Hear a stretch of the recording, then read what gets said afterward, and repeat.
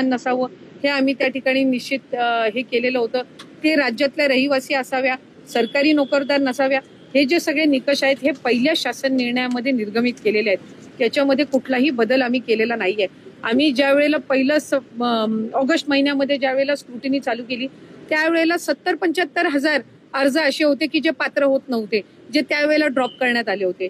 सप्टेंबरमध्ये स्क्रुटिनी केली त्यावेळेला तर 1 लाखापेक्षा अधिक असे अर्ज होते की जे पात्र होत नव्हते। त्याच्यानंतर ऑक्टोबर महिन्यामध्ये सुद्धा त्या पद्धतीनं होतं। त्यामुळे अशा पद्धतीचं लाभार्थ्यांची संख्या कमी जास्त होणं हे काही अचानक केलेलं आहे अशातला काही भाग नाही।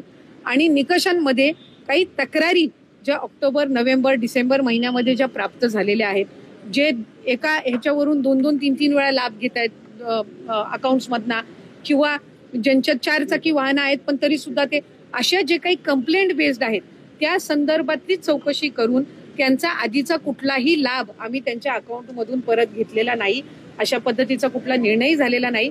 फक्त क्रॉस व्हेरिफिकेशन मध्ये जे पात्र ठरत नाहीयेत त्यांना त्या महिन्यापासूनचा लाभ हा बंद करण्याच्या दृष्टिकोनातून आम्ही त्या ठिकाणी ही पावलं उचललेली आहेत। निवडणुकीच्या आधी आपण असल्या प्रकारची कुठलीही स्क्रुटिनी न करता आम्ही असल्या प्रकारची आता मात्र निवडणूक संपल्यानंतर मी आपल्याला त्या संदर्भातली माहिती ही मगाशी सुद्धा दिली की आम्ही ऑगस्ट महिन्यामध्ये ज्या वेळेला आम्ही स्क्रुटिनी करायला सुरुवात केली त्याही वेळेला 77,000 पेक्षा अधिक महिला या अपात्र झालेल्या होत्या। ऑगस्ट महिन्यामध्ये, सप्टेंबरमध्ये केली त्याही वेळेला 1 लाखापेक्षा झाल्या होत्या। ही एक कंटिन्युअस प्रोसेस आहे।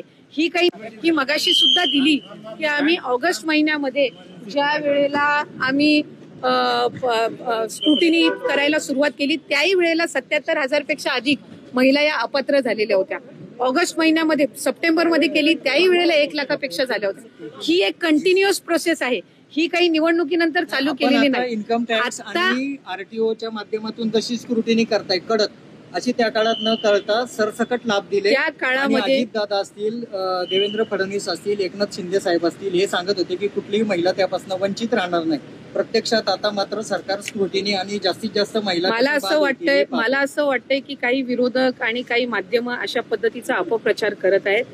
या आधी सुद्धा 2-2.5 लाखापेक्षा अधिक महिला ज्या निकषामध्ये बसत नव्हत्या त्या अपात्र झालेल्या आहेत। पण त्यावेळेला त्या संदर्भातली दुर्दैवानी माहिती ही त्या ठिकाणी माध्यमांकडून दिली गेली नाही।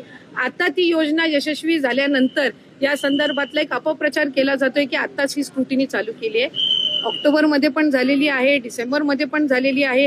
आणि मी आपल्याला वारंवार सांगत आहे की कंप्लेंट बेस्ड स्थानिक जिल्हा प्रशासनाकडून ज्या वेळेला कंप्लेंट्स प्राप्त होतात त्यावेळेला काही माध्यमच आम्हाला सांगत होती की अशा पद्धतीच्या काही चुकीचे काही हे मिळते तर आपण त्याच्यावर काही ना काही जे गरजू आहेत त्यांच्यापर्यंत हा लाभ पोहोचला पाहिजे।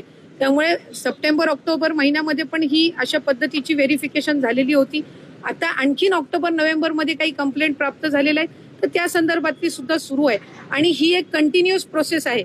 ही जानेवारी महिन्यामध्ये, फेब्रुवारी महिन्यामध्ये जसे जसे रजिस्ट्रेशनच्या चौकशा होत जातील त्या पद्धतीने ही होणार आहे। आणि आम्ही कुठल्याही गरजू महिला आणि जी पात्र आहे योजनेसाठी तिला आम्ही कधीही लाभापासून महायुतीचं सरकार वंचित ठेवणार नाही।